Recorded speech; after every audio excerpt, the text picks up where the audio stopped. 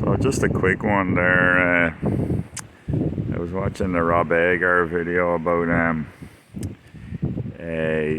women's magazines and their penchant for juxtaposing like really horrible stories about murder and rape, all like in this kind of frothy surround of beautiful smiling women and cookie recipes, and how saturated that particular market is, what its appeal might be. I linked that video if anyone's interested in seeing it.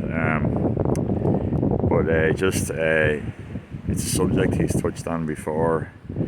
The notion of or how hypnotism works, and it works on the level of you overload the subject of the hypnosis with sensory input, and they become highly suggestible in a state of overload. And it occurs to me, I think, that the way our news cycles operate now is they serve to overload us constantly. And a very key element of this is there's never any resolution to any of these stories, and there's never time to stop and reflect on what the news cycle has produced for us in the preceding month, 6 months, year, 2 years. So we're in a perpetual state of trying to process a lot of information, and then we seem to just jump track to another catastrophe or crisis immediately, and it gives us very little time to reflect on what we've been absorbing, and it creates a kind of a terrible tension in you, I think.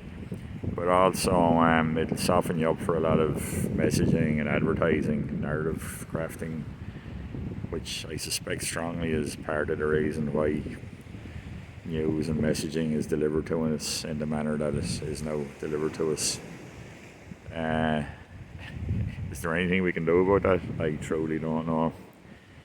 But being a little bit aware or sensitized to it, or even just thinking about it as a possible dynamic is I think has some value. So